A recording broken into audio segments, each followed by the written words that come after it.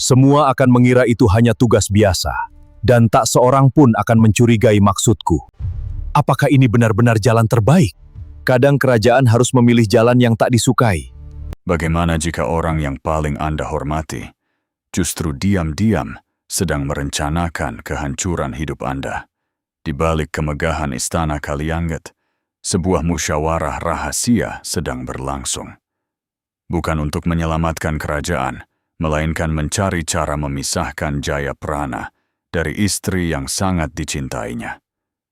Tanpa pernah menyadarinya, Jayaprana sedang melangkah menuju jebakan yang disusun oleh orang yang selama ini ia anggap sebagai ayahnya sendiri.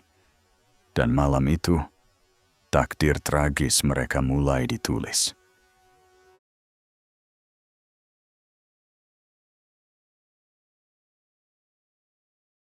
Pertemuan malam di istana. Kalianget telah menorehkan satu garis gelap yang tak lagi bisa dihapus. Apa yang sebelumnya hanya hidup di dalam hati Raja Kalianget, kini telah keluar menjadi pembicaraan nyata. Hasrat terlarang terhadap Nilayonsari tak lagi berputar dalam kesunyian seorang penguasa yang gelisah, melainkan telah dibawa ke hadapan para abdi kepercayaan, dipertimbangkan, dan dicarikan jalannya. Sejak malam itu, istana tak lagi sekadar menjadi tempat kekuasaan berdiri. Ia telah berubah menjadi ruang tempat sebuah pengkhianatan mulai disusun perlahan. Malam ini aku tidak memanggil kalian sebagai raja, melainkan sebagai manusia yang sedang kehilangan ketenteraman. Sejak melihat Nilayonsari, aku tak lagi mengenal damai. Wajahnya menguasai setiap pikiranku. Pagi setelah musyawarah rahasia itu, Kalianget tetap terbangun seperti biasa. Matahari terbit di atas pepohonan dan pelataran batu, menyinari dinding-dinding istana dengan warna keemasan yang tenang. Para pelayan menyapu halaman, sesaji ditata di tempat-tempat suci, dan para abdi kembali menempati peran mereka seperti tak ada apa-apa yang terjadi. Jika seseorang berdiri di luar gerbang dan memandang ke dalam, dia akan mengira bahwa kerajaan itu sedang menjalani hari yang sama seperti kemarin, tanpa kegelisahan, tanpa bahaya, tanpa noda. Namun di balik ketertiban itu, ada pikiran-pikiran yang belum selesai. Ada percakapan malam yang masih menggantung di kepala orang-orang yang hadir. Dan yang paling berbahaya, ada kehendak raja yang kini sedang mencari bentuk. Para abdi yang dipanggil malam itu tentu tidak bisa melupakan apa yang telah mereka dengar. Mereka pulang membawa beban yang tak ringan. Sebab yang diminta raja bukanlah urusan pemerintahan, bukan pula masalah keamanan atau kesejahteraan rakyat. Yang diminta adalah jalan untuk memisahkan seorang suami dari istrinya demi memuaskan hasrat penguasa. Bagi orang-orang yang masih memiliki nurani, permintaan itu adalah racun. Namun bagi mereka yang hidup dekat dengan takhta, racun seperti itu seringkali tak bisa dibuang begitu saja. Ia harus ditelan, disimpan, lalu diolah menjadi tindakan.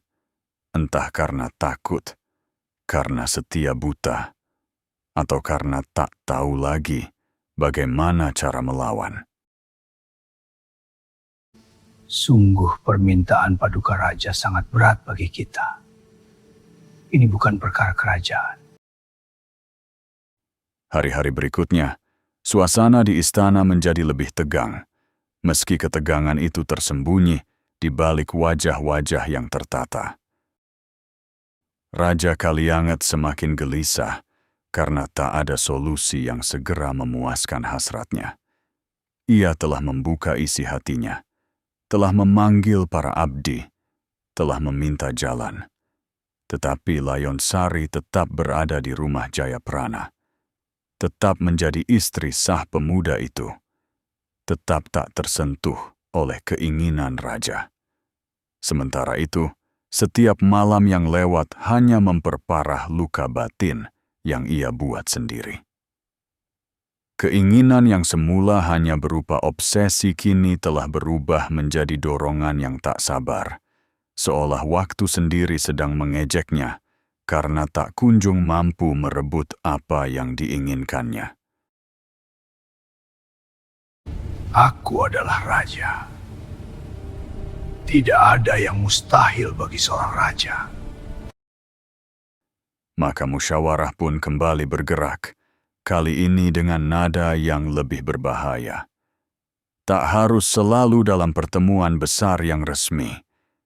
Kadang cukup lewat percakapan di ruang-ruang tertutup, tatapan yang saling memahami, atau bisikan di sela tugas-tugas istana.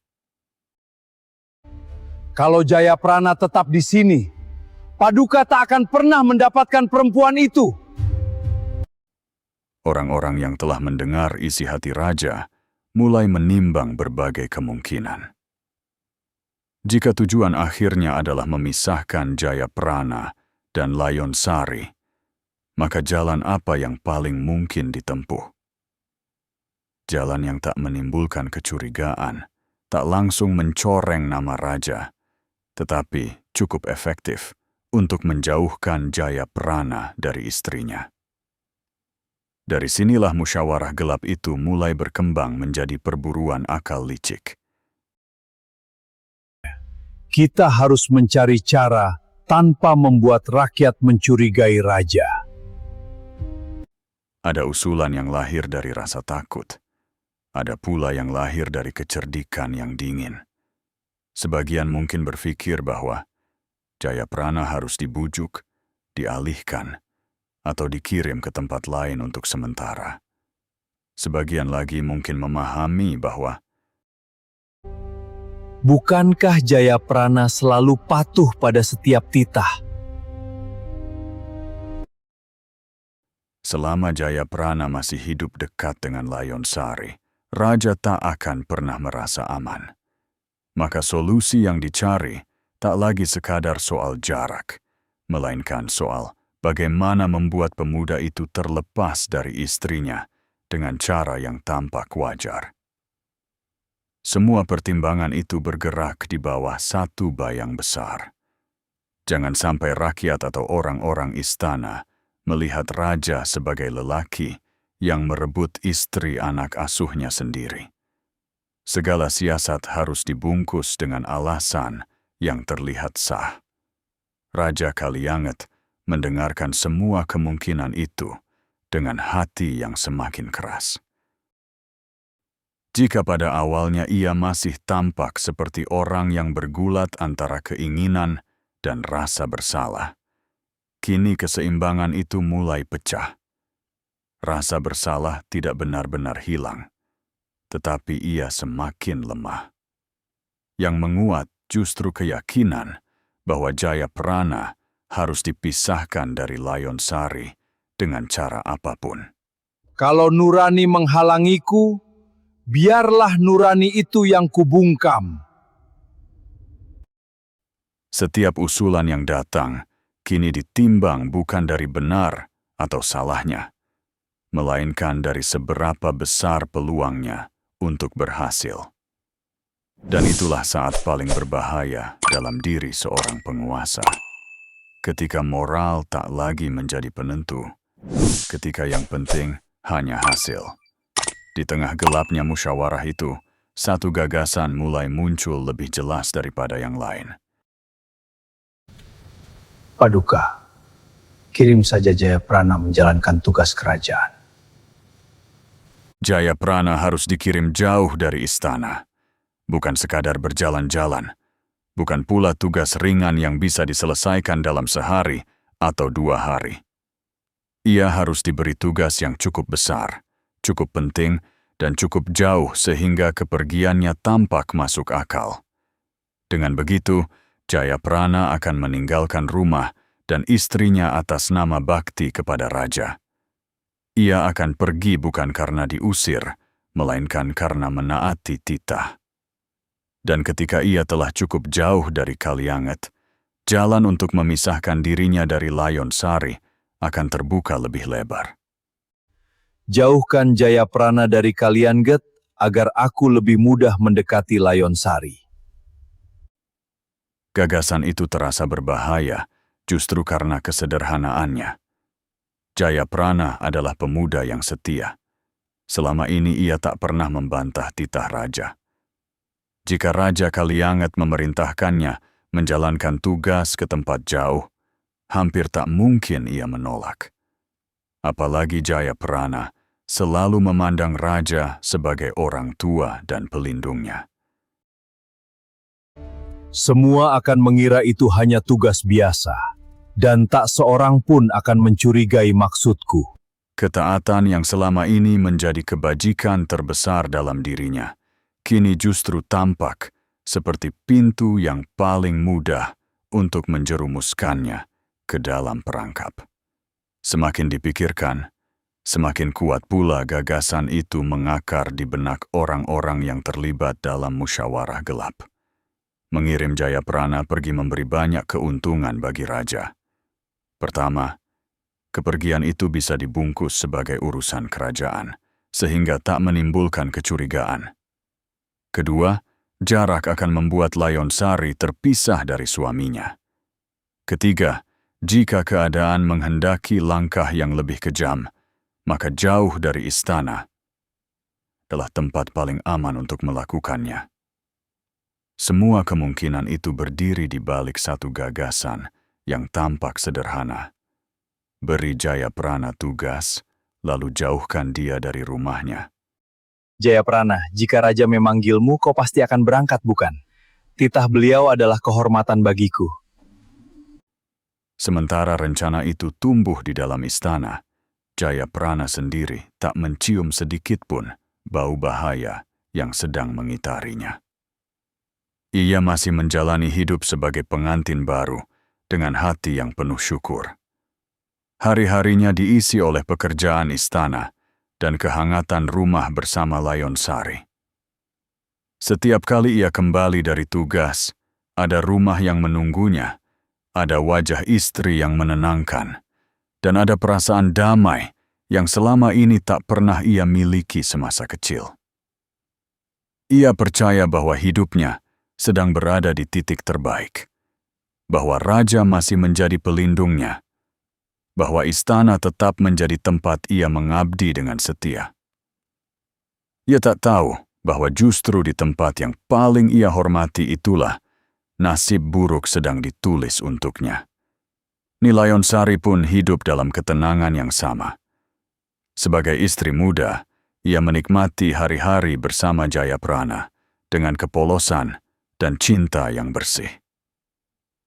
Rumah tangga mereka baru saja tumbuh, penuh kehangatan dan harapan. Tidak ada alasan baginya untuk mencurigai apapun. Semoga kebahagiaan ini selalu menyertai kita. Selama kita bersama, aku tak menginginkan apapun lagi. Raja yang telah merestui pernikahan mereka tentu dipandang sebagai sosok yang patut dihormati, bukan ditakuti. Layon Sari tak tahu bahwa kecantikannya telah menjadi pusat dari rencana jahat yang kini merambat dari satu pikiran ke pikiran lain di istana. Musyawarah gelap itu terus berputar seperti roda yang makin lama makin sulit dihentikan. Setiap pembicaraan baru membuat niat jahat raja terasa semakin wajar di telinga orang-orang yang mendengarnya. Sesuatu yang pada awalnya begitu mengerikan, merebut istri Jayaprana, perlahan dibungkus dengan alasan-alasan yang membuatnya terdengar lebih masuk akal. Raja sedang menderita, kata sebagian orang. Raja bisa jatuh sakit karena kesedihan, kata yang lain. Kerajaan membutuhkan penguasa yang tenang, maka kegelisahan raja harus diakhiri. Dengan cara seperti itulah nurani pelan-pelan dibungkam. Kejahatan diberi pakaian seolah-olah ia adalah bentuk kepedulian terhadap kerajaan. Apakah ini benar-benar jalan terbaik? Kadang kerajaan harus memilih jalan yang tak disukai. Dan di balik semua pembenaran itu, satu kenyataan tak berubah. Jayaprana sedang diarahkan menuju jurang. Raja Kalianget mulai melihat cahaya dari jalan licik yang terbuka di hadapannya.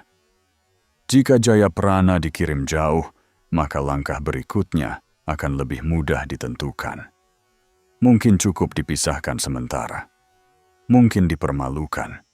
Mungkin dibuat tak bisa kembali. Atau mungkin, jika hasrat telah benar-benar membutakan akal sehat, dihabisi sekalian. Semua kemungkinan itu belum diucapkan terang-terangan, tetapi bayangannya sudah ada. Ia mengendap di antara usulan-usulan yang beredar, seperti ular yang belum menampakkan kepala, tetapi telah melingkari mangsanya. Malam demi malam, Raja Kalianget semakin yakin bahwa inilah jalan yang harus ditempuh. Jayaprana harus keluar dari Kalianget. Jayaprana harus meninggalkan Layonsari. Jayaprana harus berjalan sendiri menuju takdir yang telah disiapkan untuknya, tanpa pernah tahu bahwa orang yang mengirimnya adalah orang yang paling ia hormati. Begitulah cara tragedi sering bermula, bukan dengan ledakan besar, melainkan dengan sebuah rencana yang disusun diam-diam, tampak masuk akal, dan dibungkus oleh wajah-wajah yang tetap tenang. Di dalam istana Kalianget, rencana itu kini hampir matang. Yang kurang tinggal satu hal, alasan resmi yang cukup kuat untuk mengirim Jayaprana pergi tanpa menimbulkan kecurigaan. Dan ketika alasan itu ditemukan, hidup Jayaprana serta Nilayonsari akan mulai bergerak menuju babak paling gelap dalam kisah mereka.